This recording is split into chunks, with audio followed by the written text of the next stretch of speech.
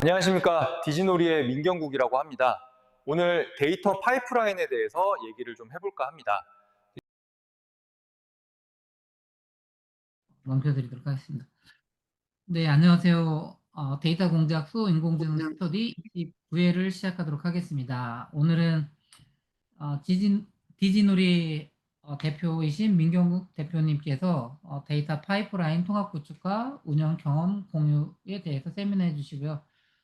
특히 민경국 대표님께서는 네이버에서 근무하셨었고, 특히 우리나라에 이 데이터 놀자라는 큰 행사를 꽤 오랫동안 주관하셔서 그 데이터에 대한 저변화 확대하는 부분에서 많은 공헌을 하셨죠. 그리고 민 대표님을 제가 알게 된 것도 그 데이터 놀자였는데 너무 귀한 분을 오늘 모시게 됐습니다. 네, 그러면 뜨거운 박수로 네, 환영하겠습니다. 예.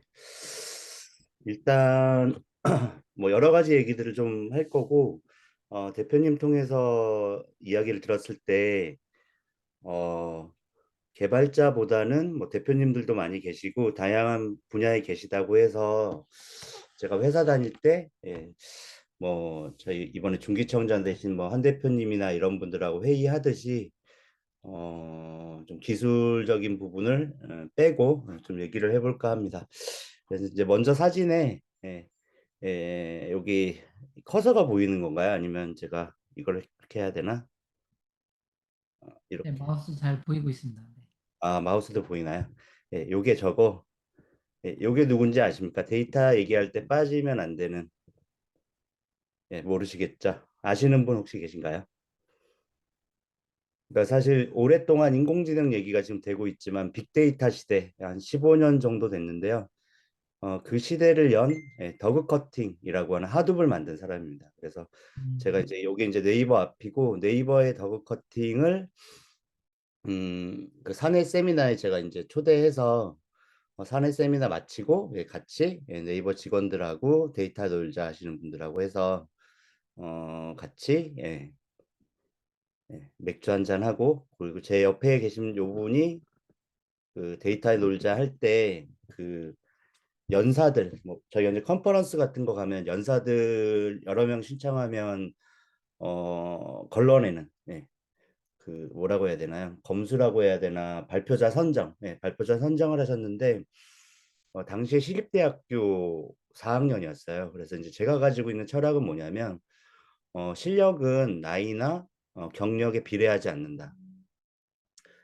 그리고 이제 특히 이제 저희 분야는 모든 기술들이 빠르게 등장하고 빠르게 사라지기 때문에 최근 2, 3년이 상당히 중요하거든요. 그래서 이 기술을 뭐 10년을 했던지 2, 3년을 했던지 거의 누가 더 잘하느냐는 좀 달라요. 그래서 실제 일하다 보면 특정 분야에 잘하는 친구들이 있는데 이 친구가 그 당시에 시립대학교 4학년이었고 제가 이제 뭐 쟁쟁한 뭐 빅테크 기업 발표자 포함해서 다 이 친구한테 발표를 심사를 맡겼어요. 왜냐하면 이 친구가 발표 되게 잘했거든요. 잘하고 쉽게 설명하고. 근데 이 친구 백그라운드는 저는 좀 비슷했던 게 홍대에서 되게 헤비메탈 같은 걸 했습니다. 좀 인디 밴드 그런 걸 하다가 아버지가 교수셨는데 너 대학교 4학년만 졸업하면 네 맘대로 살아도 된다라는 약속을 받고 이제 시립대학교 가서 이제 데이터를 좀 하고 있었는데 어쨌든 이 친구가 데이터야 놀자에서 저만 그렇게 생각한 게 아니라 누가 봐도 너무 발표도 잘하고 많이 알고 있는 거예요. 그래서 네이버에서 무시험으로 데이터 팀에서 그냥 와라 합격이다 너 이렇게 했었습니다. 그래서 이날도 뭐 거기 부서에 가서 미팅하고 했는데 이 친구의 결정은 뭐였냐면 아버지가 대학만 졸업하면 내 맘대로 하라고 했기 때문에 난 네이버 안 가겠다. 그때 한번 제가 리스펙했고요. 지금은 카이스트에서 인공지능 음악 뭐 이런 거 전공하고 있습니다. 그리고 뭐 데이터에 놀자 전후로 삼성전자에 갔고요. NHN에 갔고 이분은 원래 SK 계셨고. 그래서 이제 사실 저는 뭐 오늘 또 처음 만나 뵀는데 좀 저는 이렇게 청년들이 좀 기회가 없다 이런 생각들을 많이 하고요. 그래서 실력 있는 사람들을 좀 발굴해야 되겠다라는 생각으로 데이터에 놀자를 했어요. 그래서 뭐 이 이전에 이제 많은 컨퍼런스에 가보면 그냥 반은 광고고 반은 그냥 좋은 기업에 있는 사람들이 나와서 발표하는 그런 거였는데 그런 것들이 많은데 나도 왜 그런 걸 똑같이 해야 되냐 이렇게 그런 생각을 좀 했고요. 아까 그래서 서두에 말씀드린 것처럼 제가 좀 전반적으로 제가 봤을 때 머리가 나쁘고 코딩을 잘 못하는 편입니다. 제가 이제 여러 사람들을 보면 그래서 제가 뭐든지 좀 다르게 하려는 성향이 있었던 것 같아요. 그래서 저는 이제 사실 어렸을 때부터 물리학을 상당히 좋아했었는데 영어와 수학을 좀 못했고요.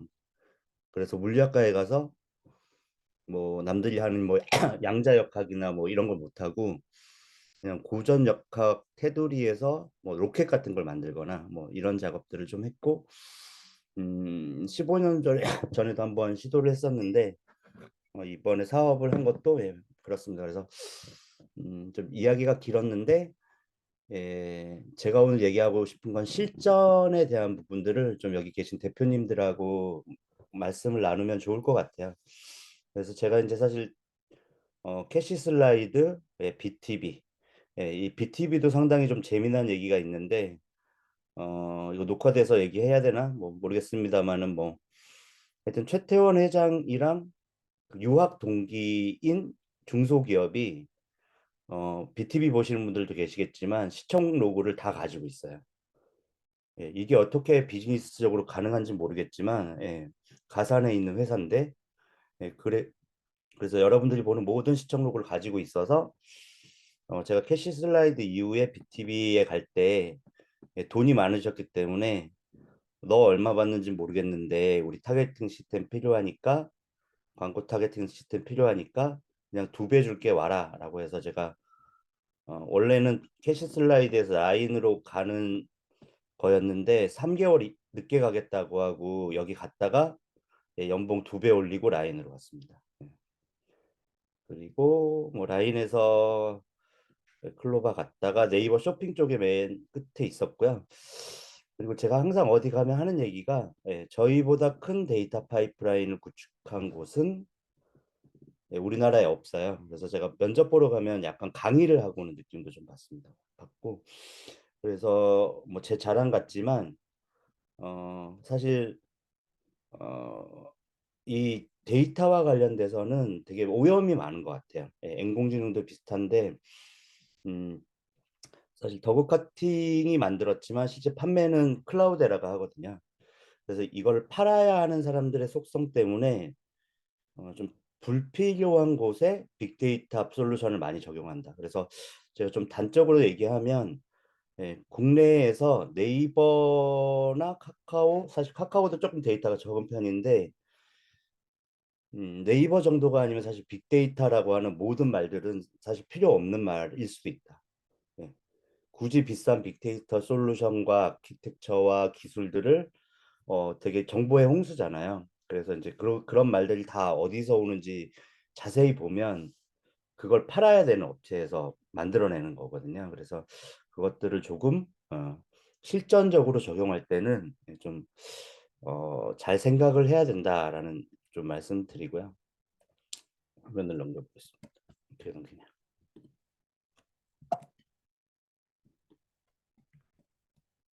예. 아하. 죄송합니다. 이 연필을 지워야겠군요. 제가 이거 좀 혹시 이거 어떻게 지우는지 아시나요? 음, 블록 잡고 델리키 눌러야 되나요? 이렇게. 네, 함부로 여기다가 쓰지 않겠습니다. 저는 화면 넘어가면 지워질 줄 알았는데 지우개를 이렇게 아마 다른 방법이 있겠지만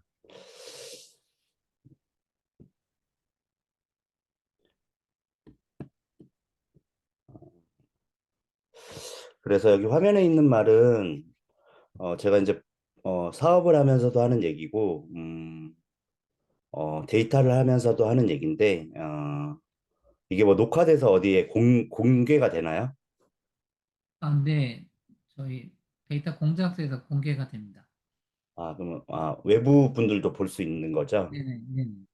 아, 네. 우리 한성숙 대표님이 지금 중기청 현직이셔서 아, 그 얘기는 못 하겠고요. 그러면 뭐 하여튼 근데 대표님들이, 음, 그냥 데이터의 막연한 크기, 양, 이거를 약간 KPI로 삼으세요. 왜냐하면 투자자들한테 설명하기 쉬우니까요. 이제 물론 사실 설명하지 않아도 네이버가 가장 큰 데이터를 가지고 있는 거는 분명한데 더 많은 데이터를 모아야 되는 이제 그런 요구사항 때문에 실제 실무에서는 분석에 필요하지 않은 데이터까지도 많이 가지고 있는 경우가 있었어요. 이제 그러면 클러스터의 비용도 커지고 실제 작업하는 시간도 길어지고 뭐 하다못해 전기료도 많이 나가고 서버도 한 100대면 되는 거 뭐 1000대, 2000대 필요하고 뭐 이렇게 되는 거죠. 그래서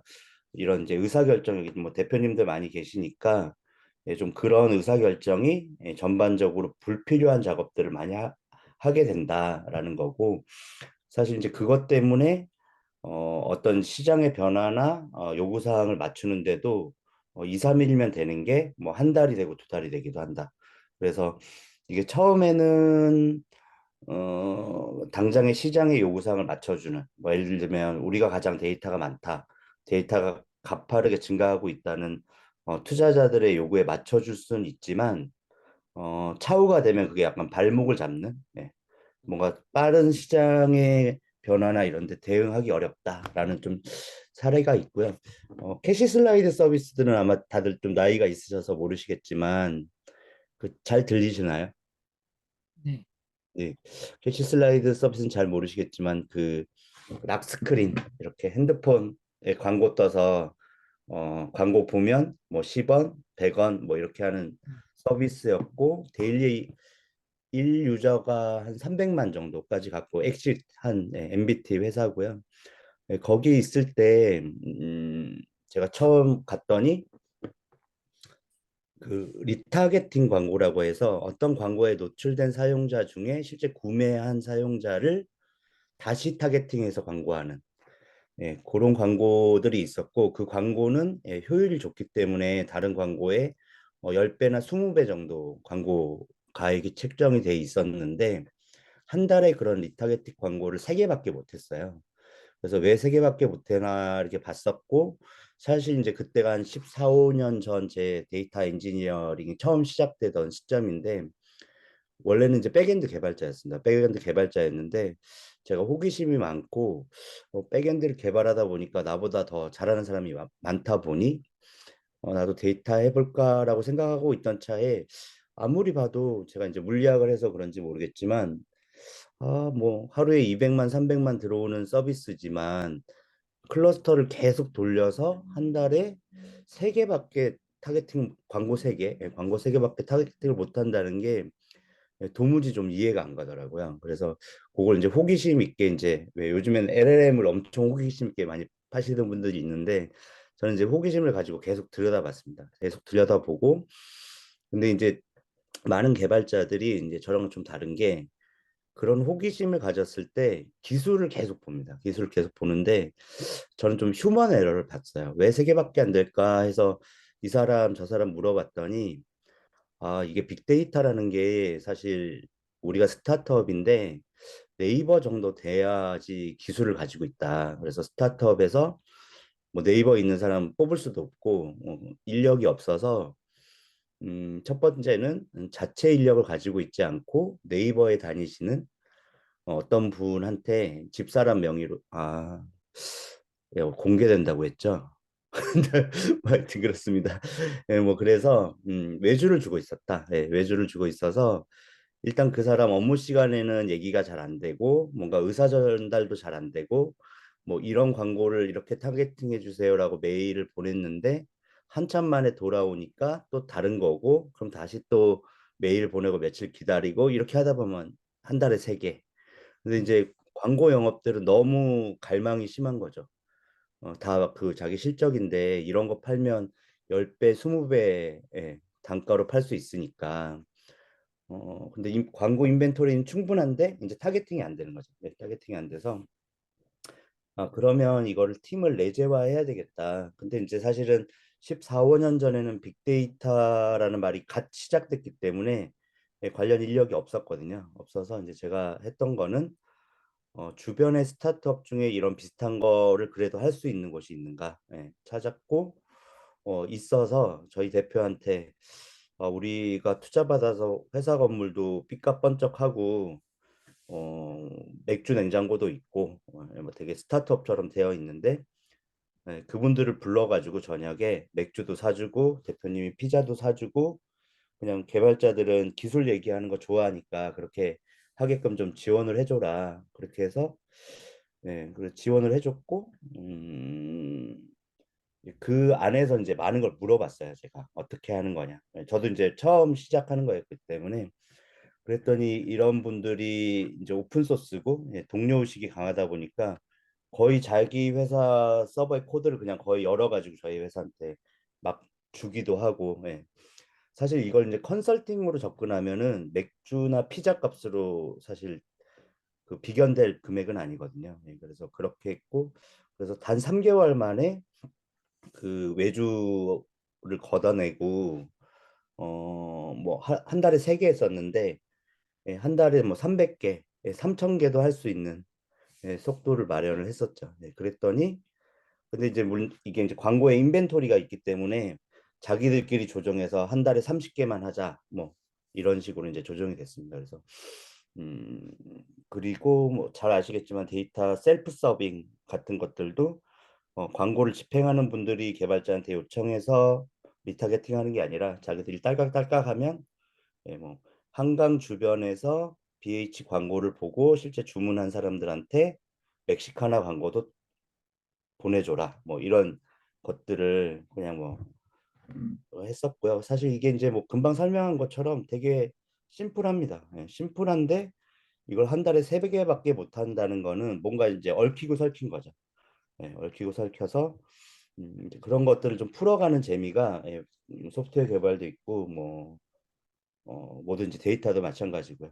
근데 이제 여기 계신 이제 우리 인사이트 마이닝 대표님이나 여기 계신 분들처럼 저는 이제 지난 10년, 14, 15년간 요 선에서 좀 머물러 있었어요. 제가 이제 딥러닝으로 가거나 AI로 가지 않고 이거를 그래도 제가 국내에서 제일 잘하고 있었기 때문에 그게 약간 독이기도 했는데 음, 이걸 잘해서 라인에 갔는데 그걸 또 잘하니까 클로바로 보내줬고 클로바에 있다가 보니까 네이버 쇼핑이 그래도 네이버에서 데이터에선 제일 크거든요. 그래서 쇼핑에 갔더니 전사에 뭐 예를 들어서 부동산에서 뭐 했는지 포털에서 뭐 했는지 뭐 웹툰에서 뭐 했는지에 대한 데이터를 한 250여 개 어플리케이션 파이프라인을 제가 수집을 했었거든요. 수집을 했었고 그때도 이제 가보니까 한 7, 8명이 작업하고 있는데 새로운 파이프라인, 예를 들어서 부동산에 어떤 새로운 서비스가 만들어졌다라고 하면 거기서 데이터를 끌어와서 분석 부서한테 넘기는 데까지 2달을 잡더라고요. 그래서 한 250개, 제가 맨 마지막에 한 270개 정도 파이프라인이었는데 그거를 2달로 곱하면 진짜 엄청난 기간이 걸리더라고요. 그래서 그렇게 안 하고 그것도 이제 가만 보니까 가짓수는 270개인데 그 뭐 데이터베이스에서 가져오느냐, 하드베에서 가져오느냐, 서버 로그에서 가져오느냐, 뭐 이렇게 하면 가짓수가 딱 3개로 갈라져요. 패턴이 있었어요. 그래서 이 3가지 패턴이구나. 그래서 3가지 패턴을 그냥 웹 어플리케이션 하나 만들어서 필요한 컬럼 이름 쓰고 그걸 이제 저희는 이제 메타라고 했고 내부 프로젝트 이름은 저수지였습니다.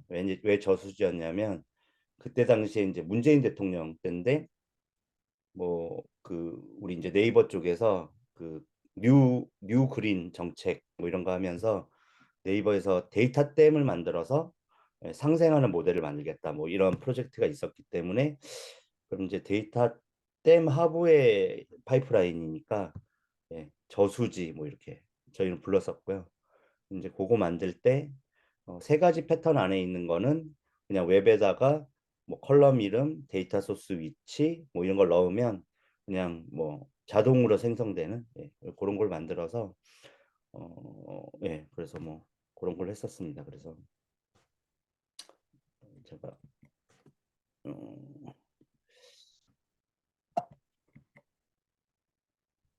이런 거,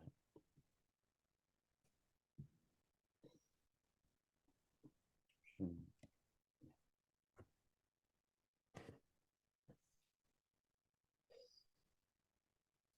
사실 이 전에는 제가 사업을 했었습니다. 캐시 슬라이드 전에는 아까 좀 서두에 말씀드린 사업을 했었고 그 전에는 뭐 병특을 했었고 그랬었습니다. 예. 이거 AI로 만든 거거든요. 제가 이렇게 막 쳐가지고 되게 잘 만들어주더라고요. 그런데 뭐 하여튼 생산성은 5배보다 훨씬 더 올라갔어요. 코드가 300분의 1로 줄었거든요. 270개의 파이프라인을 만드는데 기존엔 루이지라고 하는 XML 막 되게 복잡한 스크립트로 돼 있었는데 그냥 파이썬 세 가지 패턴을 메타에 입히면 자기가 제너레이터 되는 거였기 때문에 예, 그래서 뭐 사실은 어떤 걸 수정한다거나 붙인다거나 할 때 상당히 빨라졌었죠. 예.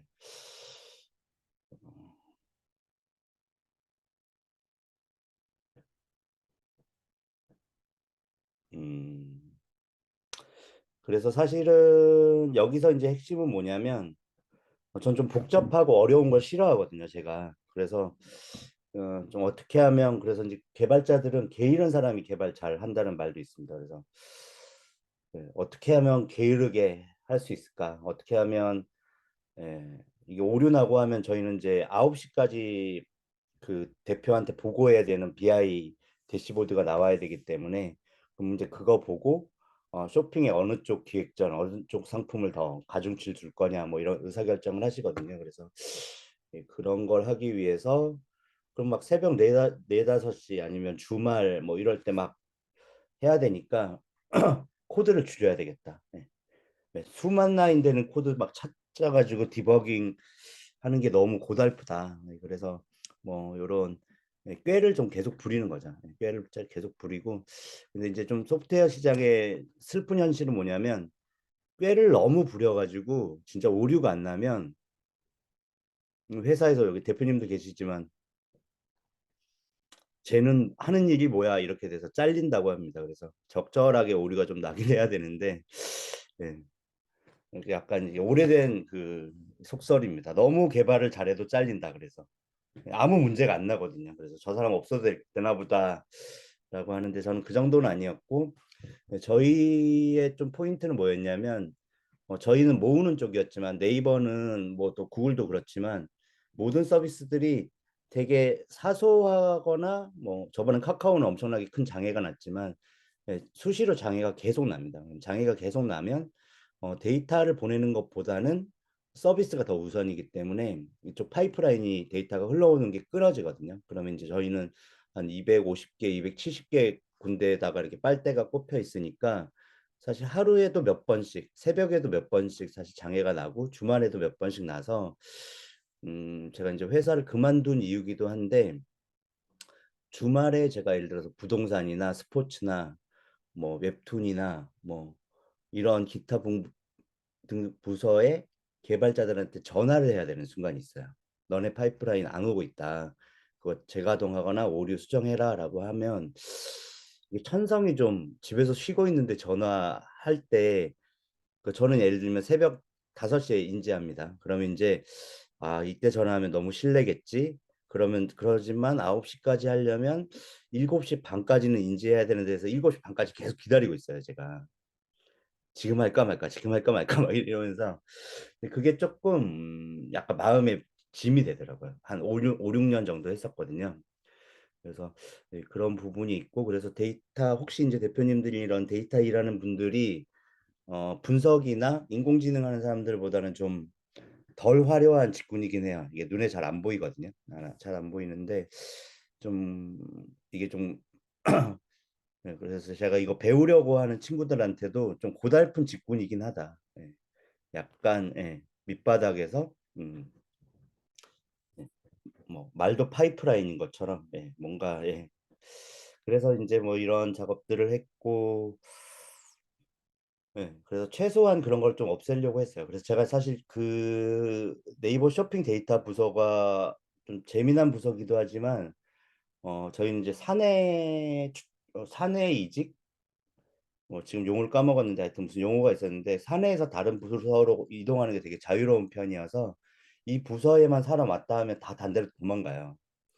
그래서 어떤 사람은 와서 XML로 해놓고 어떤 사람은 그냥 유닉스 크론으로 해놓고 어떤 사람은 또 파이썬으로 해놓고 어떤 사람은 또 쉘로 해놓고 막 이렇게 복잡한 시스템이었거든요. 복잡한 시스템이었는데 제가 그냥 이거를 계속 유지보수하느니 메타로 그냥 코드를 확 줄이는 게 낫겠다.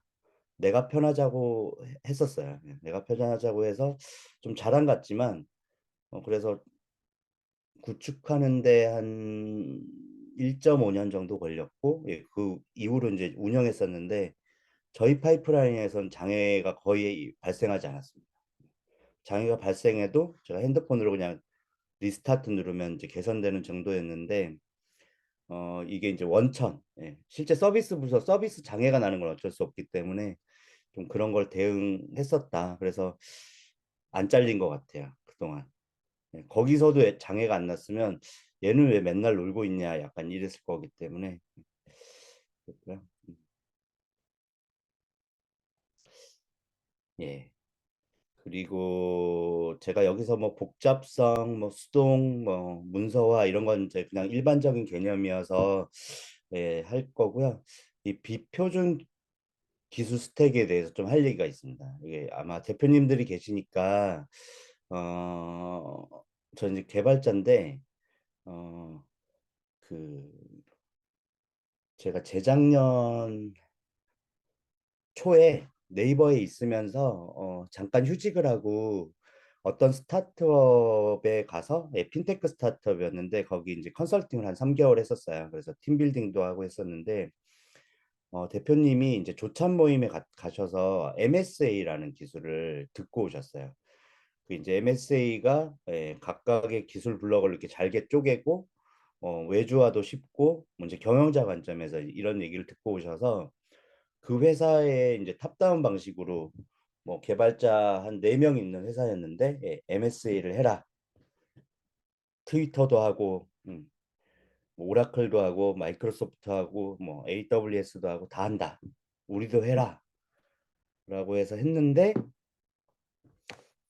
일단 뭐 사실 대표님이 그 얘기하실 때 트위터의 CTO가 내 IT 인생에서 가장 실패한 건 MSA였다라고 이미 뭐 다 얘기하고 다니는 순간이었는데 이제 한 템포 늦으신 거죠. 그런 것도 그렇고 요즘에 아까 제가 서두에 얘기한 것처럼 MSA든 뭐 클라우드든 뭐 쿠버네티스든 뭐 빅데이터든 AI는 모르겠습니다. AI나 데이터 분석은 제가 해보지 않았기 때문에 잘 모르겠지만 대부분의 유행하는 기술들은 그 기술을 판매하는 회사에서 좀 과대 포장하는 경향이 있어서 예를 들면은 이제 이 회사에 갔더니 그냥 사용자가 뭐 1,500명 되는 회사였고요. 여기에다가 그 금융막에 있는 괜찮은 서버 세대를 가지고 있어서 충분히 1,500만 명이면 뭐 사실 뭐 피크를 따져도 그렇게 크지 않아서 충분히 버티고도 남았는데 계속 서비스가 죽는 거예요. 그래서 봤더니 MSA를 위해서 그 안에다가 아주 무거운 그러니까 저희 이제 컴퓨터로 치면은 컴퓨터 위에다가 그냥 프로그램 하나 돌리면 빨리빨리 돌아갈 텐데 그 위에다가 MSA를 위한 엄청난 어플리케이션들을 막 얹어가지고 이미 아무것도 안 돌리고 있는데 CPU가 95% 이렇게 차고 있는 상황에다가 자기들 어플리케이션 올려서 돌리고 있더라고요. 그래서 이거는 좀 배보다 배꼽이 큰 거죠. 예, 기술 트렌드는 뭐 최신이지만 우리한테는 그냥 서버에다 그냥 돌리면 되는 건데 이런 사례들이 좀 또 있었어요. 제가 이제 이번에 창업을 결심한 사유기도 한데 제가 광주광역시에 있는 그 정부에서 10억 펀딩을 받은 회사에 갔어요. 직원이 6명이었는데 10억 펀딩을 받으면서 그 기업 가치가 125억이었습니다. 125억에 10억을 정부에서 펀딩 받은 회사였고 20대 친구 4명이 창업한 회사인데, 그래서 처음에 대단하다고 했어요. 대단하다고 했는데 가서 보니까 사실 정부 펀딩 받으면 선정적이거나 뭐 남의 아이템을 복사하거나 뭐 이러면 안 되거든요. 근데 그렇게 뭐 되게 선정적인 콘텐츠에다가 뭐 그런 걸 하면서도 뭐 그것까진 좋았는데, 그럼 기술력이 있냐 봤더니 웹사이트 하나 들어가는데 15초가 걸려요. 서비스를 만들어 놨는데. 그래서 제가 봤더니 또 비슷한. 그래서 정부에서 펀딩을 많이 받았기 때문에 뭐 한 달에 마케팅비를 500에서 1000 씁니다. 1000 쓰는데 한 달 수익은 한 150 나고, 어, 웹사이트가 들어가는데 15초가 걸리기 때문에 마케팅으로 유입된 99%의 사람이 하얀 페이지만 보다가 다 떠나요. 이거 이제 데이터로 보면은 뭐 다 보이잖아요. 저희 뭐 GTM이나 GA 쓰면 다 보이는 건데, 사실 그걸 볼 줄도 모르고 클로드 코드 이용해서 코드를 막 짜서 그냥 기능만 되니까, 자기 컴퓨터에선 잘 되니까 그렇게 쓰고 있더라고요. 그래서 야, 이게 정부 돈이 이렇게 10억, 20억 들어가는 회사인데, 일단 아이템도 아니고 기술도 아닌데 참 정부 돈이 허투루 쓰이고 있구나. 아무리 청년들을 지원하고 지역을 지원한다고는 하지만 좀 이건 아닌 것 같다라는 생각에, 제가 예전에 이제 그 15년 전에 사업할 때 우리나라 1호 1인 창조기업이었습니다. 제가 1호 1인 창조기업이었고 1호 1인 창조기업을 175개 팀 뽑았는데 평가도 제가 1위를 해서 그때 대통령 직속 미래기획위원장 표창도 받고 뭐 그랬던 전력이 있어서 이 정부 사업이 어떻게 돌아가는지 알고 있는데, 아, 그러면 나도 이거 해봐야 되겠다. 일단 너무 화가 났었어요, 제가 그때. 왜 화가 났냐면 그 친구들이 막 벤츠 타고 다니고 법인차로 막 그렇게 돈 많다 이렇게 해서 저한테 CTO를 제안해서 그래 한번 해볼까 하고 처우 협의를 하러 갔는데, 자기 통장에 얼마가 있는지 안 보고 왔더라고요, 대표가. 그러더니 저랑 앉아서 통장을 열어보더니, 정부 지원 통장을 열어보더니 한 달에 80만 원을 줄 수 있을 것 같대요, 저한테. 그래서 제가 귀를 의심하면서, 아, 그러면 뭐 주식을 많이 주려고 하나 보다. 그럼 주식은 얼마나 생각하시냐라고 하니까 경국님이 20년 동안 그 성공 케이스는 자기들이 잘 알고 있는데 우리 회사에 와서는 아직 보여주신 게 없다. 제가 그 얘를 듣고 너무 화가 난 거예요. 그래서 그 다음 날로 창업하기로 결심했고 10일이 지났습니다. 그래서 화를 좀 그런 식으로 풀었는데 이렇게 하는 곳이 많아요. 그래서 사실은 스타트업이 큰 기업을 이길 수 있는 이유는 안 해도 되는 것들, 그리고 이제 막 광고의 소용돌이 속에서 무겁고 비싼 것들을 얹는 것들만 잘 회피해도 뭐 페이스북이나 구글 같은 완전 초대박은 아니지만 중박, 우리 한국 사람들 워낙 똑똑하고 상황이 좋기 때문에 서로 싸우지 않고 해야 될 것만 하고 굳이 필요 없는 건 안 해도 되는, 이런 것들을 제가 봤을 때는 대표님들이나 이런 분들이 격려해 주시고 약간 분위기를 만들어 주셔야 될 것 같아요. 근데 그렇게 하지 않고 잘 평가하지 않으면 회사에 좋은 평가를 받아야 되니까 외부에서 유행하는 기술들로 막 이렇게 겉포장을 화려하게 합니다. 겉포장을 화려하게 하다 보면 무거워지고 돈이 많이 들고 느려져요. 그래서 뭐 한 일환인데, 여기 계신 분들 이제 유닉스 같은 거 쓰시는 분들 계신지 모르겠지만 리눅스 명령어에서, 그러니까 저희 이제 뭐 로고가 엄청 크잖아요. 로고 속에서 이제 뭐그 네이버 공채 정도 들어오면 상당히 똑똑한 친구들입니다. 똑똑한 친구들인데도 불구하고 그러면 누구누구님 거기 지금 로고에서 당장 뭐 남녀 성비 정도 좀 대략 그냥 파악해봐라. 정확하게 하지 않아야 된다. 뭐 이럴 때 있잖아요. 그러면 이제 알겠습니다 하고 갑니다. 그리고 이제 커피 먹고 와보면 뭘 열심히 하고 있어요. 그럼 일단 좀 기다려줘요. 예. 또 너무 뭐라고 하면은 뭐 아저씨들이 뭐라고 한다고 하기 때문에 또 저희보다 똑똑하잖아요. 근데 좀 기다려줍니다. 그럼 저녁 때 돼도 얘기를 안 해요. 뭘 열심히 하고 있어요. 그래서 뭐 하냐 이렇게 물어보면 되게 조심히 물어보죠. 네, 뭐 하고 계십니까? 이렇게 물어보면 막 러스트 이런 거 뭐 고 막 어려운 언어를 써가지고 뭔가를 엄청나게 만들고 있어요. 뭐 클래스 만들고 이미 한 만 줄 코드 짰습니다. 그래서 제가 아니 그랩 써서 그랩 뭐 이렇게 해서 남 뭐 이렇게 해서 카운트 WC해서 그냥 한 줄 치면 되는데 왜 이거 하고 계시냐고 그랬더니 자기가 엄청나게 빠르게 뭐 만들 수 있다는 거예요. 그거는 만들 수 있는 것 같은데 한 내일 모레 정도 만들어 줄 수 있을 것 같고 그냥 한 줄 치면 되는 거 아니냐고 뭐 약간 이런 얘기를 하거든요. 근데 그 사람이 약간 이제 그 친구가 아마 리눅스 커맨드를 모르진 않았을 텐데 뭔가 새로 와서 이 팀에 자기가 어려운 언어를 잘한다는 걸 어필하고 싶었던 거예요. 예. 그래서 잘하니까 공채로 들어왔겠죠. 이제 속마음으로 그렇게 생각을 했었거든요. 그래서 뭐 그런데 이게 사람 사는 곳이기 때문에 그리고 되게 그거를 잘 이용해서 글로벌 이런 기술을 가진 곳에서 저도 주니어 때 많이 당했는데 하여튼 이런 걸 많이 홍보를 합니다. 홍보를 해서 편하고 뭐 그러니까 개발자한테는 이걸 쓰면 회사 가서 인정받을 수 있어. 너 최신 트렌드를 잘 낼 수 있어. 또 대표님한테는 이런 걸 써야 다음에 사업부 분리할 때도 쉬워.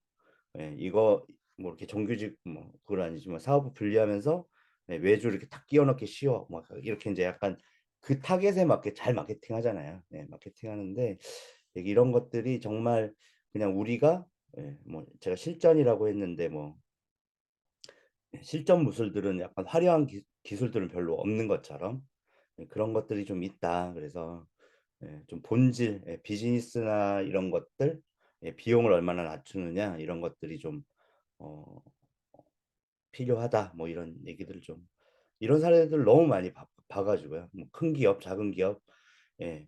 그리고 기술을 모르는 대표님 있으면 또 막 밑에 개발자들이 하고 싶은 거 다 해봅니다. 그래서 스타트업인데 투자 받았는데 아직 서비스 오픈도 안 했는데 뭐 클라우드 비용이 막 3천만 원씩 나오고 뭐 이런 회사들도 있거든요. 그래서 그런 것들을 좀 잘 보셔야 되지 않나 이런 생각을 좀 하게 되고요.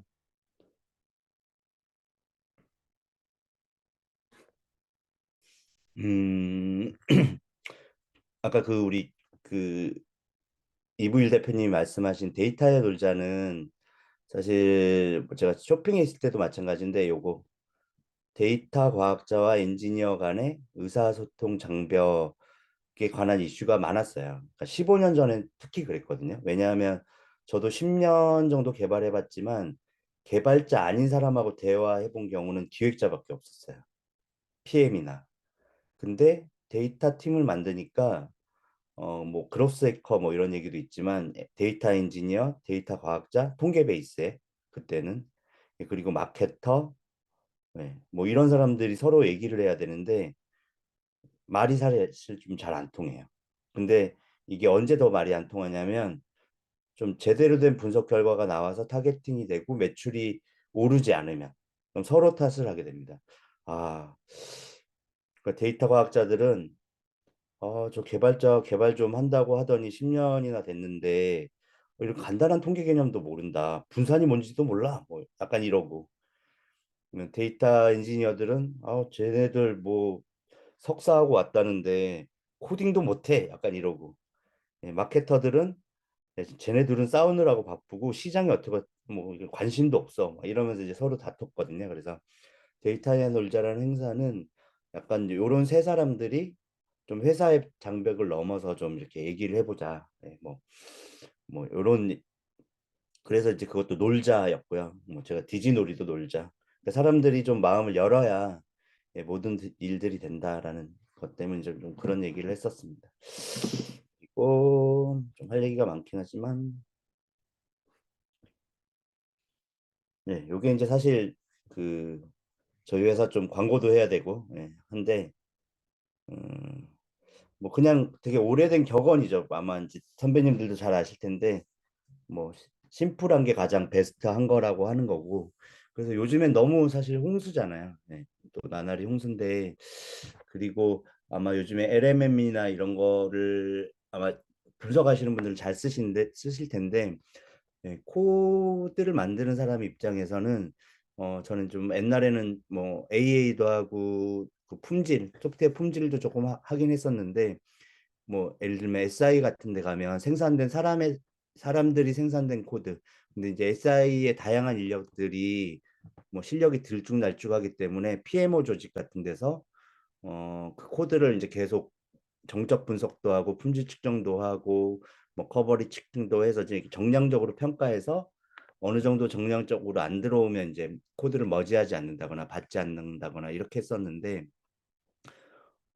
사람들이 사실 그런 프로세스를 다 알고 있거든요. 다 알고 있는데 인공지능 시대가 되면서 뭔가 빨리빨리 나와 버리다 보니까 그거를 한번 테스트하거나 그거를 검수하거나 그러지 않는 경우가 많아요. 왜냐하면 이제 이것도 마찬가지인데 뭐 대표님들 계시니까 제가 이제 광주에 갔던 그 회사는 대표는 어떻게 생각하고 있냐면 우리 개발자가 너무 잘한다는 거예요. 왜 잘하냐라고 하니까 하루에 기능을 막 10개씩 배포해요. 예. 그리고 뭐 자기가 말하는 거 그냥 다 만들어내는 거죠. 근데 제가 이걸 얼마나 만들었냐라고 하니까 6개월 정도 만들었어요. 그리고 이제 그 사람이 2명이 만들었는데 몇 마디 나눠보니까 이 시스템에 대해서 잘 몰라요. 자기가 만든 게 아니니까. 그리고 어떤 특정한 부분에 대해서 코드에 대해서 설명해 달라고 하면 역시 또 모릅니다. 그래서 제가 가만히 있다 보니까 이건 사람이 만든 코드가 아니고 불필요한 코드가 너무 많은 거죠. 그래서 뭐 예를 들면 어떤 사이트에 들어갔는데 한 15초 정도가 걸려서 어떤 일이 벌어지나 보니까 15초 안에 데이터베이스에 있는 유저 테이블을 전체를 그 웹페이지로 다 불러옵니다. 패스워드까지, 주소, 뭐 이런 것까지.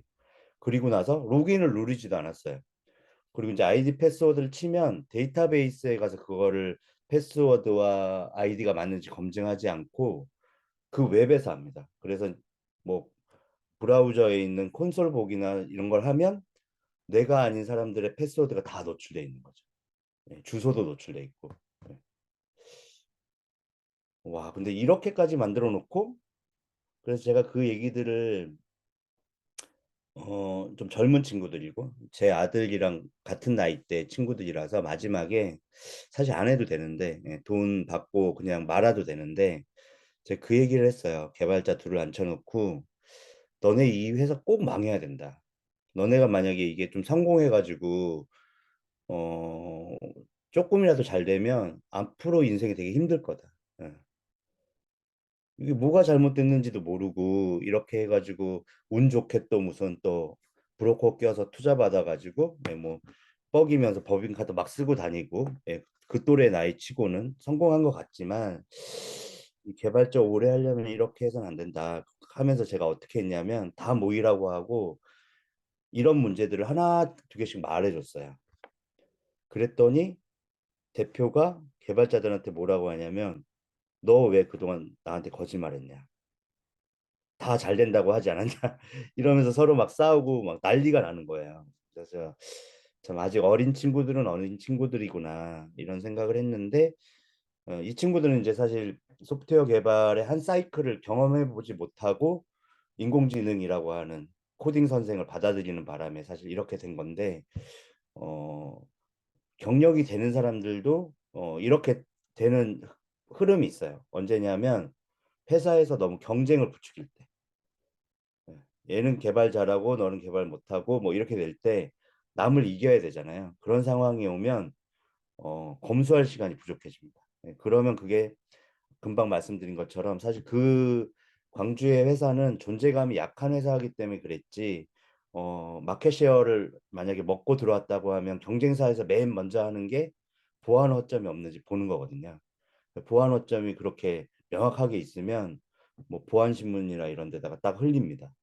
그럼 사실 정부 투자 받았고 했기 때문에 금방 정리가 되거든요. 그래서 어떤 비즈니스를 할 때 리스크도 관리도 해야 되는데 너무 이제 겉모습이나 이런 그 검수 절차가 없으면 개발자들이나 사실 일반적인 직장인들은 사실 회사의 평가를 받아야 되기 때문에 보이지 않는 이런 잠재적인 리스크들을 키울 수 있다. 최근에 이제 좀 극명한 사례를 좀 봐왔기 때문에 좀 그런 말씀을 드리고, 음, 그리고 사실 자동화는 이게 개발자들한테는 재밌어요. 근데 아까 초반에 설명드린 것처럼 너무 자동화가 잘 돼 있으면 사람이 좀 필요 없을 때가 있습니다. 그래서 고장이 좀 나줘야 되는 자동화를 해야 된다라고 이제 저희 개발자들끼리 얘기를 하는데요. 또 대표님들이 계셔서 이걸 어떻게 얘기해야 될지 좀 애매한데 좀 적정히 이제 알아들어 주시면 될 것 같고. 예. 음.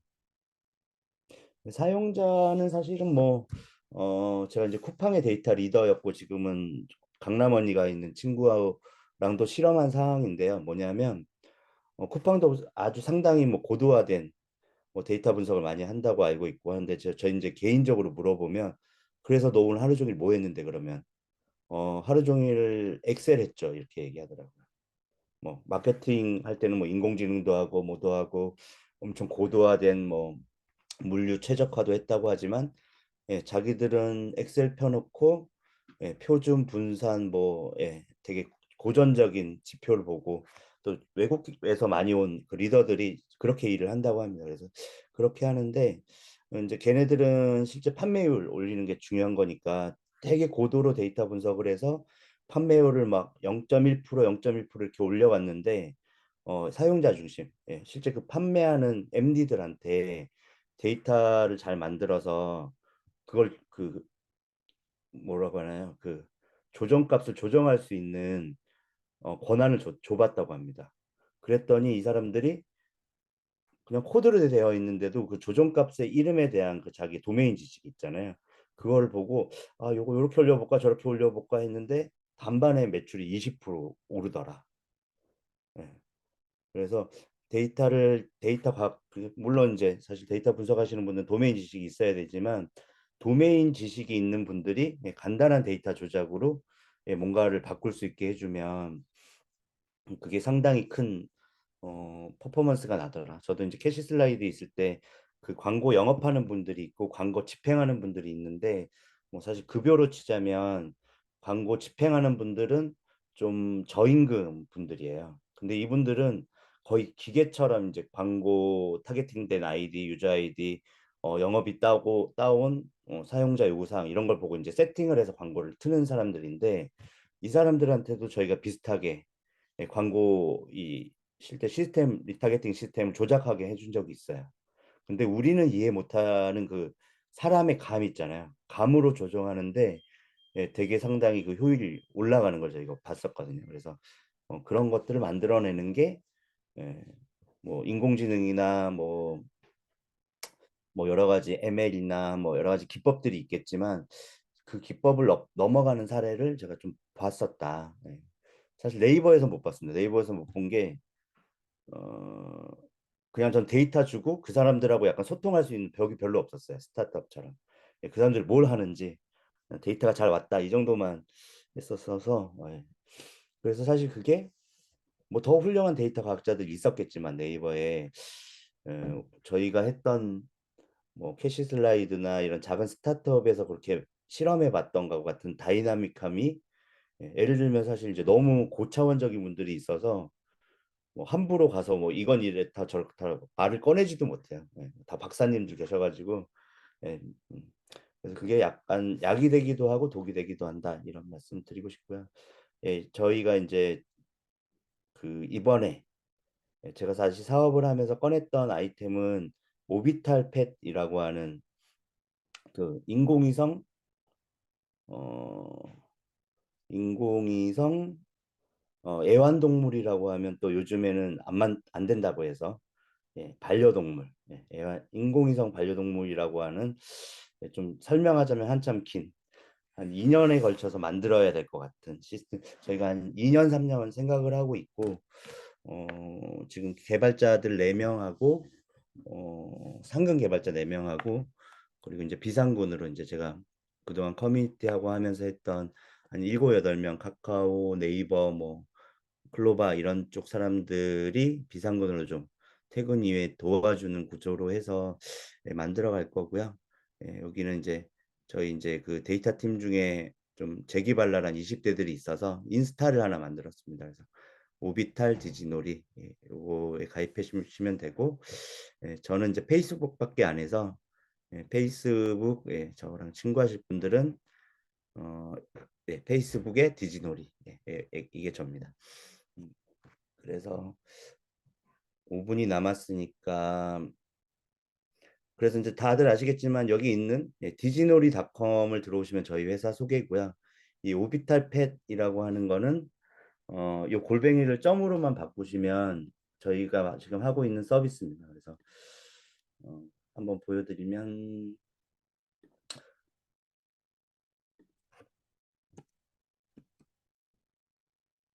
여기 이제 저희 회사 0.1.10 티저 사이트고요. 아직 기능은 있지 않고 서브스크라이브 이렇게 구독하는 거, 실제 서비스가 오픈되면 한 2년 정도 걸릴 텐데, 저희가 우주로 반려동물을 보내는 사전 구독하신 분들한테는 티켓을 4장을 드릴 예정입니다. 그래서 우주선 탑승권 4장을 드릴 거고, 오픈 채팅이 이제 국내에서 한 10일 정도 실험을 했었는데,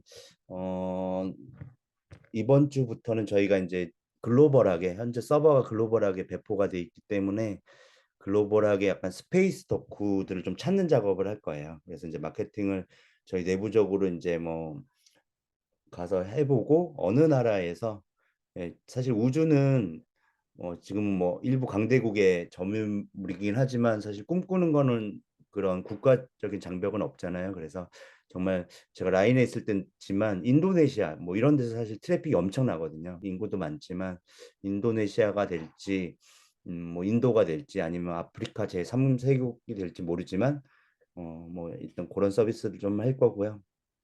이 서비스 하면서 이제 저희가 좀 사실 이제 제가 대표님 아까 소개해 주셨는데 사업을 다시 하면서 좀 저를 평가해 봤어요. 저를 세일즈 해야 되니까 나는 또 업계에서 어떤 걸로 평가받고 있나. 뭐 일단 뭐 데이터, 우리나라에서 가장 큰 데이터 파이프라인 한 사람이다라는 건 뭐 사실 뭐 그냥 반론의 가치가 없는 이제 저의 자랑이지만, 사실 이거를 아까 말씀드린 것처럼 네이버가 아닌 이상은 제가 하든 누가 하든 다 비슷한 퍼포먼스를 낼 거거든요.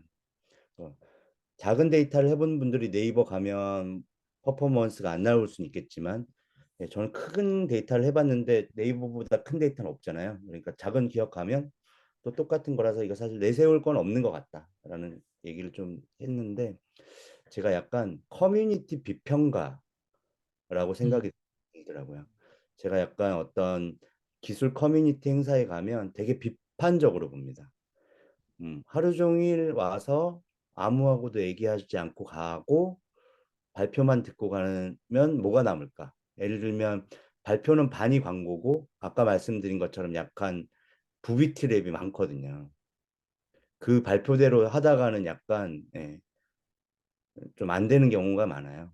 안 되는 경우가 많은데, 그리고 실제 행사를 주최하는 곳에서도 자기 제품을 팔기를 원하기 때문에 온 사람들이 서로 교류하고 써보니까 저건 거짓말이더라 뭐 이런 걸 원하진 않겠죠. 그러다 보니까 뭐 예전 애플 광고, 되게 수많은 사람들이 스크린만 보고 앞으로 걸어가는 그런 게 연상이 되더라고요. 비슷한 데 가보셨는지 모르겠지만 그러면 이제 호텔 도시락 나오면 약간, 그래서 좀 과격하게 표현하면 그냥 거대한 닭장 같은 구조의 이런 대기업 컨퍼런스들이 좀 아닌 것 같았어요. 그래서 이제 제가 한 컨퍼런스는 저희 이제 자원봉사자들한테 그런 얘기를 했습니다. 아까 스타벅스 얘기도 했지만 많은 컨퍼런스들이 5만 원이든 3만 원이든 티켓을 팔면 티켓을 안 사고 들어오는 사람을 막으려고 뭐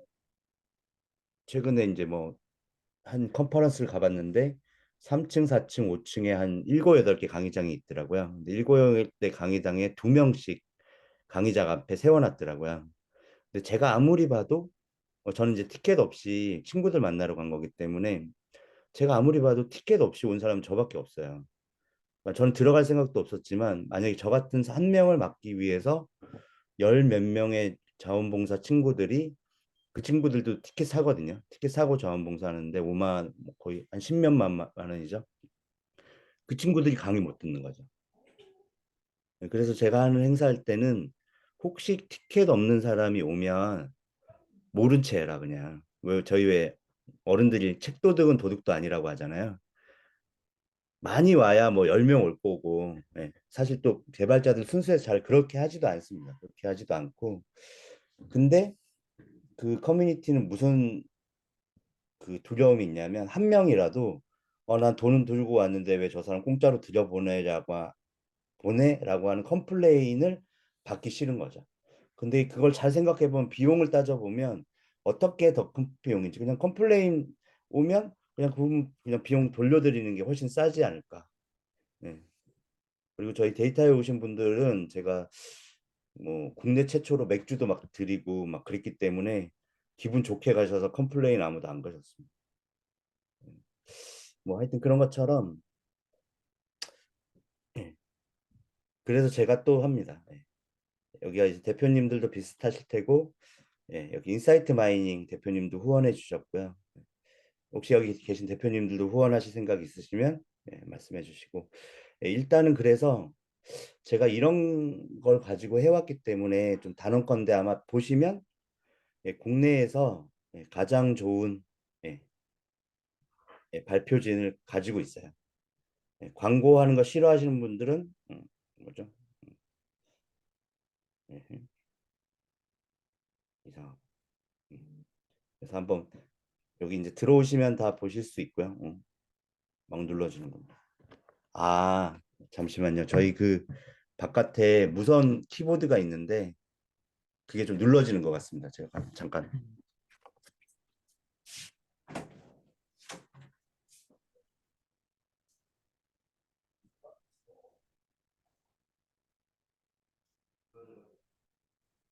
네, 저희도 한번 여기 가면 좋을 것 같습니다. 현재 저는 가려고 하고 있고. 네.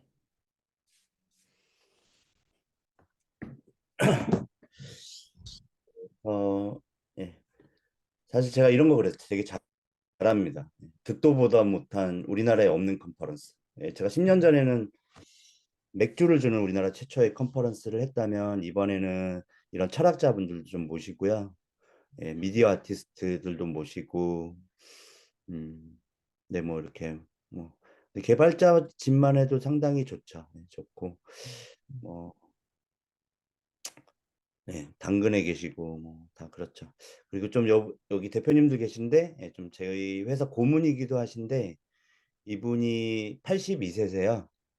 82세신데 조선의 협객이라는 98년도에 나온 게임을 개발하신 개발자시고 어, 뭐 여러 가지 작업을 하시다가 한 50대 이후에는 이제 영업하시고 개발 안 하셨다고 합니다. 개발 안 하셨다고 하고 이제 지금은 은퇴하시고 저희 동네 배드민턴 회장이세요. 배드민턴 회장의 그 파워가 엄청 세더라고요. 뭐 시장도 거기 있고 한데 이분이 한 1년 전부터 챗GPT를 써서 파이썬으로 크롤링을 해서 이걸 이제 GPT API에다 넣어가지고 예측하는 모바일 앱을 하나 만드셨어요.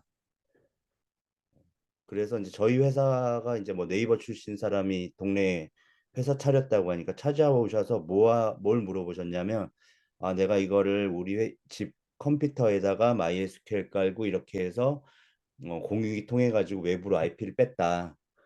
지금도 서비스 가능한데 클라우드라는 건 요즘 잘 모르겠더라.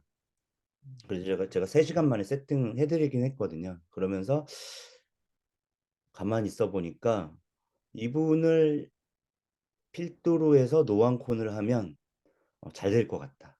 막 요즘에 그런 얘기 많이 하거든요. 나이 들어가지고 나는 이제 좀 눈도 침침하고 못하겠다. 이제 치킨 가게나 해야지. 막 이런 사람들 반장난으로 있거든요. 그래서 제가 이분이 일단 제주도 가시겠다고 했기 때문에 이분의 하루는 대략 이렇습니다. 아침에 배드민턴 치시고 자전거 타시고 스크린 골프 치신 다음에 하시는 게임이 있어요. 그 길드에 한번 들어가셨다가 저녁에는 이제 시청 공무원들 불러가지고 마사회 공무원들 불러서 술 사주고 약간 이게 루틴이세요. 그래서 아마 이분이 코딩하고 있는데 이제 다 이분 밑으로는 더 이상 뭐 눈이 침침하다거나 뭐 노안이 왔다거나 뭐 그렇고 또 좀 자랑하고 싶은 분이 아마 이분도 되게 희귀한 분인데 AI 의학 박사. 이분 아버님도 의사시거든요. 어, 근데 AI 박사는 있지만 의학 박사는 있지만 이 두 개의 박사는 잘 없거든요. 요즘에 아산병원으로 가신다는 얘기가 송솔 나오고 있는데 어쨌든 내일 오실 겁니다. 저희 사무실에. 뭐 이런 분들이 있고 이렇게 농부이신 분도 있고 그래서 저희가 좀 보도 듣도 못한 뭐 어떤 회사의 대표님도 계시고 한번 관심을 가져주셨으면 좋겠고 뭐 저희 회사 홈페이지고 뭐 이렇게 쭉 있는데 제가 이제 보니까 상당히 예전부터 최근에 이제 좀 크게 보면 데이터에는 뭐 이런 컨퍼런스도 한번 신문에 나왔고 제가 나온 신문이 많더라고요. 더 있는데 다 찾지 못했고 직접 와서 보시면 좋을 것 같고요. 뭐 이런 거 더그 커팅 제가 제일 좋아하는 분이죠. 사실 이 빅데이터 세상을 연 거고 데이터에 놀자 할 때 뭐 이런 풍물도 치고 막걸리 술도 먹고 약간 그때도 보도 듣도 못했고 지금도 뭐 그랬고요. 요분 누군지 아세요? 여기 써 있군요. 우리 이혜진 의장님. 더 아, 유명한 친구. 요분은 누군지 아세요? 싸이? 싸이. 그렇습니다. 인맥이 약한데. 아는 건 아니고 훈련소 갔다가 이거 그러니까 저희 회사의 BM은 제가 조금 보도 듣도 못한 걸 많이 하고 싶어 해가지고요. 제가 지난 1년간 부트캠프 강사를 했었어요. 틈틈이 컨설팅하고. 근데 이렇게 4명 친구가 6월 달에 끝났는데 공모전을 열심히 하고 있더라고요. 그래서 제가 이 친구들한테 그 얘기를 했어요. 그러니까 저는 데이터 파이프라인을 6개월 강의했는데 공모전은 인공지능으로 그 LG 모델을 가져다가 의사를 만들고 있더라고요. 그래서 제가 한편으로는 하지 말라고 하고 싶었어요. 왜냐하면 너네들이 인공지능으로 취업할 문은 좁고 너네는 데이터 엔지니어링을 배웠고 백엔드부터 해서 뭐 사실 SI로 가던 어떻게든 취업을 해라 이렇게 설명을 했는데 요즘엔 왠지 모두가 AI를 해야 될 것 같잖아요. 근데 사실 AI는 그렇게 채용 인력이 많은 건 아니거든요. 기존의 인력들도 줄이고 있고. 그런데 사실 6개월 전에 파이썬도 몰랐는데 6개월 동안 해서 뭐 이렇게 할 수 있겠냐라는 생각을 했지만 그래도 도전해 보는 거니까 제가 또 초칠 수는 없어가지고 해보라고 했어요. 그랬더니 2달 동안 정말 열심히 매일 모여가지고 그래서 제가 그 얘기를 했죠. 네이버에 있어 보니까 7명 팀만 150억에도 사더라 회사가 제품은 버리고 뭐 잘 아시는 분들 그렇게 한 분들이 있죠. 일본 가서 또 사업하시고. 그래 너네도 이 프로젝트가 어떻게 될지 모르지만 서로 싸우지 말고 취업할 때까지 잘 이렇게 격려하면서 어려운 거 하고 잘 안 되면 서로 싸우게 되잖아요. 그렇게 해봐라라고 했는데 여러 팀 중에 이 팀이 하나 살아남았고 700 몇 팀 중에 35위까지 올라갔습니다. 근데 35위까지 올라갔는데 평가위원이 얘네가 이제 인공지능 의사거든요. 아, 이거는 시장에 진입할 수가 없다, 너네가. 그 의료법 뭐 이런 걸 얘기를 하면서 얘네가 탈락이 된 거예요. 좀 사실 말은 안 되죠. 얘네가 사업하려고 한 것도 아니고 공모전 하려고 한 건데 이거는 위험하다 막 이러면서 떨어뜨렸대요. 그래서 제가 그래서 1등 하면 얼마 받나요? 그랬더니 1,000만 원이래요. 그러니까 35대 1을 뚫어도 1,000만 원이래요. 그럼 250만 원씩 예, 한 4개월 해서 250만 원씩 나눠 갔는데 사실 제가 아까 그 친구들하고 오버랩이 되는 거죠. 예, 그냥 페이퍼만 쓰고 개발할 줄도 모르는데 125억 밸류에 20억 투자받은 회사잖아요, 걔네는. 근데 얘네는 훨씬 더 잘하고 제가 봤을 때 한 100배는 잘합니다. 예, 100배는 잘하고 또 열심히 하고 이렇게 하는데 그래서 제가 얘네를 그냥 채용했어요. 채용해서 우리 회사에 출근해라. 월급을 많이 줄 수는 없지만 최저 시급을 줄 테니까 그리고 내가 따오는 프로젝트에 다 경력을 만들어 줄 테니까 그리고 이제 프로젝트가 많아지면 급여도 올려줄 테니까 나랑 해보자. 그리고 요즘에 사실 20대 2명만 모이면 뭐 2, 3억씩 펀딩 해주거든요. 네, 그런 시대니까 더 좋은 기회, 창업지원센터에 있으면서 더 좋은 기회 생기면 너네가 따로 인큐베이팅 뭐 되든 뭐 나를 인큐베이팅 하든 나가라 이렇게 하는 모델을 좀 세웠어요. 네, 세우고 그래서 약간 이런 재미들이 있거든요. 약간 후배들을 좋은데 취직시키는 재미가 사실 있고 이런 활동을 하는 개발자들이 한 40대를 넘어서는 제가 아는 친구들만 해도 한 20명 남짓됩니다. 그래서 그냥 나 이번에 뭐 6개월 멘토링한 친구가 네이버 붙었어요. 기분 좋으니까 자기가 술 살게요. 뭐 어떤 걸 바라지 않고 이렇게 하시는 분들이 많거든요. 그래서 제가 이렇게 있으니까 뭐 나이키 있는 개발자 어젠가 금요일 날 오셔서 자기가 1차, 2차, 3차까지 사고 친구들 택시비까지 다 주고 기분 좋아가지고 그러고 가기도 하고 그리고 이렇게 또 고모님 또 제가 다 동네에 있기 때문에 고모님도 음. 하시고 이건 이제 제가 예전에 했던 국립국악고 얘기고요. 좀 이런 거 그래서 채용도 주변에 청년분들 계시면 좀 채용할까 합니다. 사실 경력이 없으면 그러니까 제가 이제 어떤 생각을 하냐면 네이버 들어오는 공채들이 이렇게 똑똑할 필요가 있냐 생각을 가끔 해요. 웬만한 친구들도 사실 우리 팀에 오면 3개월 교육시켜주면 다 하거든요. 근데 왜 이렇게 오버스펙인가? 네. 뭐 지금은 제가 이제 과천에 있기 때문에 이렇게 했는데 뭐 과천에서 가까운 지역에 좀 괜찮은 마케터가 있거나 하면 저희 홈페이지에 오시면 채용 정보도 있으니까 한번 보시고 또 노골적으로 저도 이제 친구들 월급 줘야 되기 때문에 대표님도 혹시 뭐 간단한 데이터 분석이라거나 뭐 이런 게 있으면 저희가 이제 장점이 제가 네이버 포탈에 있었기 때문에 뭐 되게 뭐 유입이나 효과나 이런 세그멘테이션 이런 거는 뭐 가벼운 거는 아주 저비용으로 해드릴 수 있다. 뭐 이런 인사이트 마이닝도 있고요. 네, 그렇습니다.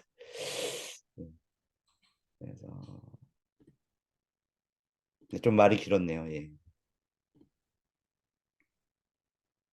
네, 그럼 여기서 일단 정도 세미나는 마치는 걸로 하고요. 네, 그다음에 바로 이어서 또 질의응답하는 시간 갖도록 하겠습니다. 우리나라 국내에서 그 데이터 파이프라인 이런 구축에 대한 아주 뛰어난 경험, 네, 그다음에 운영의 노하우 이런 큰 그림을 소개해 줬다고 생각이 되고요. 네. 그래서 여기 계신 분들이 나중에 그런 부분 할 때 민경 대표님한테 도움을 많이 받으시면 빨리 해결될 수 있을 것 같습니다. 네. 자, 그러면 혹시 듣고 질의응답 있으면 그 질문 같은 거나 소감 있으면 얘기해 주시고요.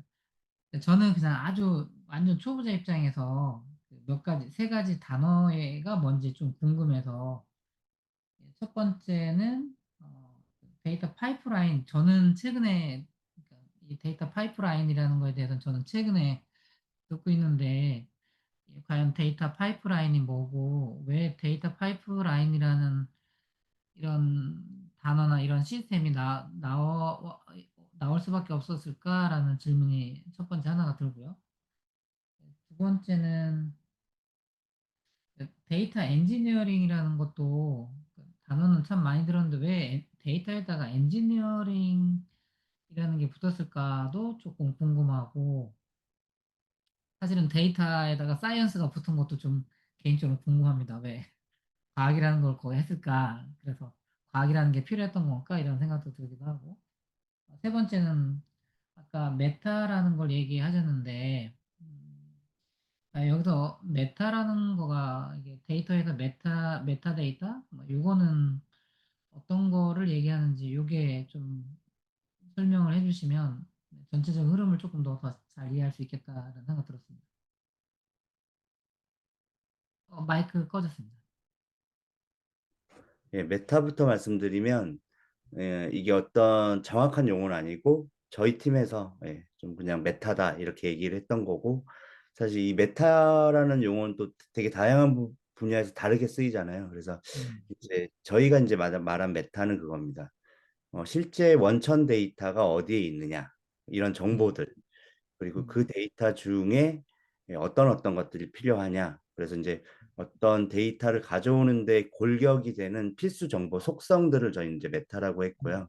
그 메타를 실제 그 데이터 사이언티스트들이 실제로 파이프라인을 모르기 때문에 그냥 웹페이지를 통해서 메타를 입력하면 파이프라인이 돌아서 한두 시간 후에 샘플 데이터를 받을 수 있는 걸 만들었던 건데 이게 이제 기존에는 2주가 걸렸던 작업입니다.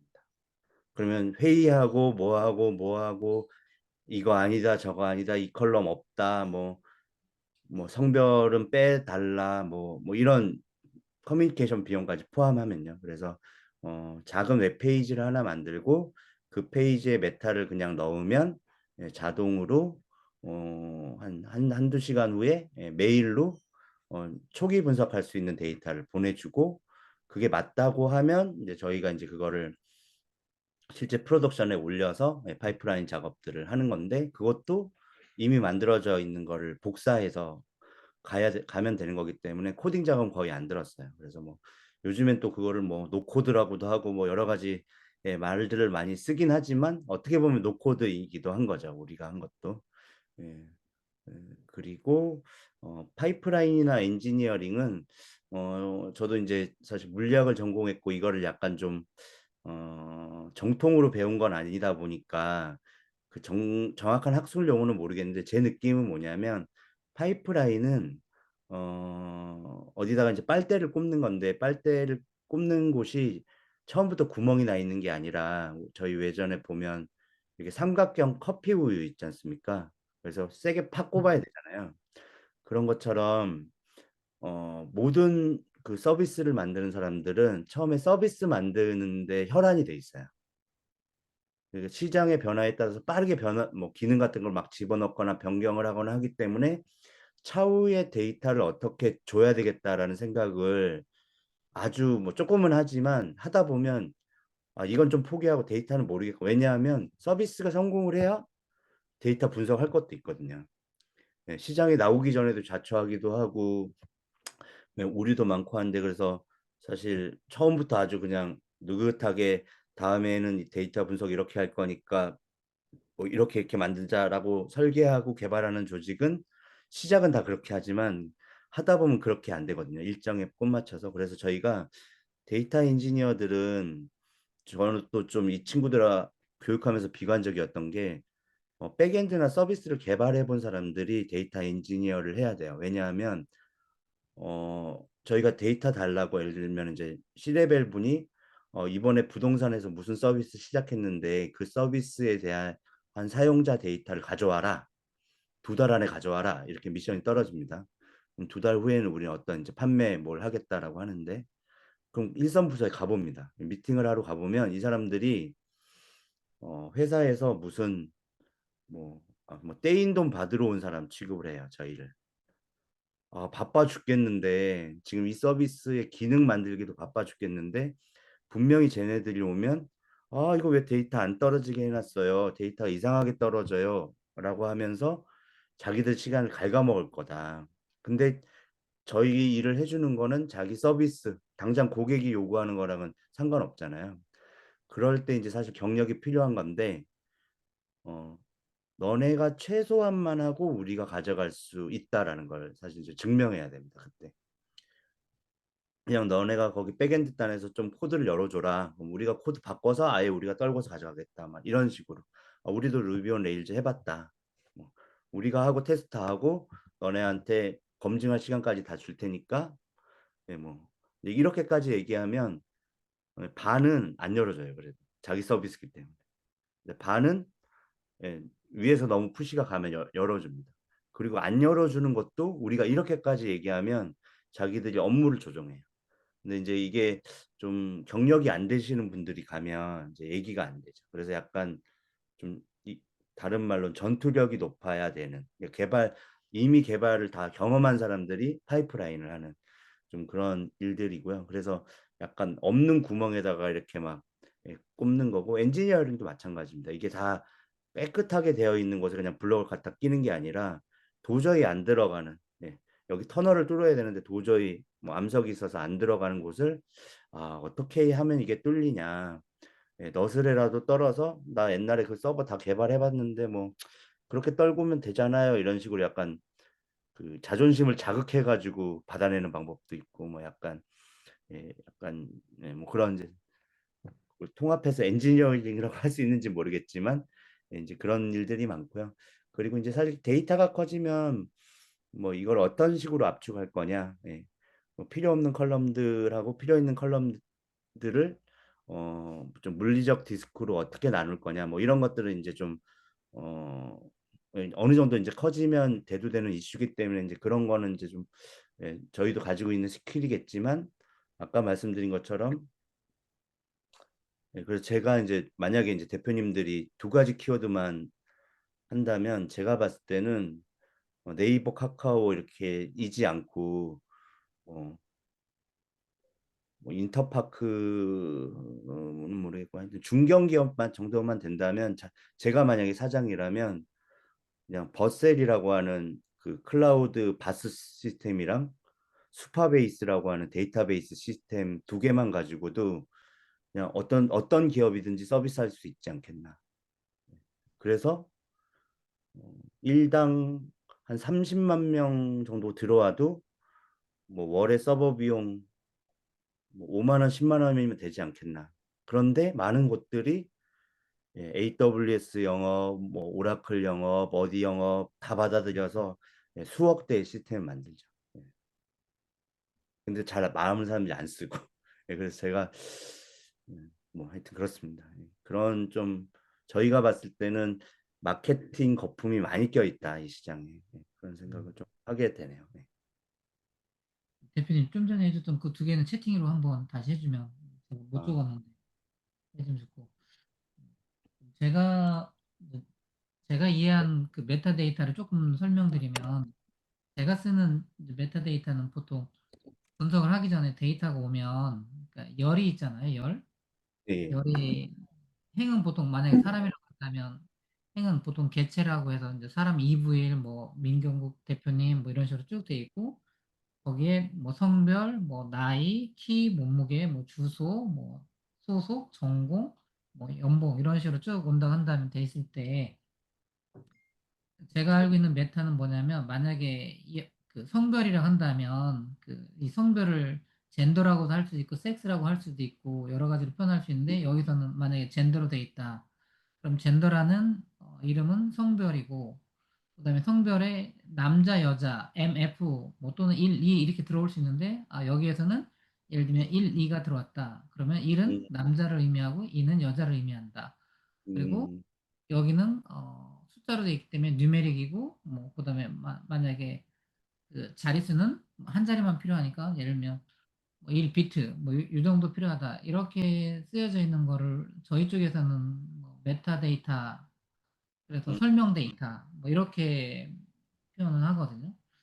그래서 그런 게 하나가 있고, 그다음에 데이터 파이프라인은 이제 저는 파이프라인까지는 모르는데, 분석할 때 어떻게 하냐면, 데이터가 있다면 데이터에서 전체 데이터가 있고, 그다음에 조건을 만족하는 어떤 데이터를 끄집어내고, 그다음에 그 중에서 어떤 열에 대해서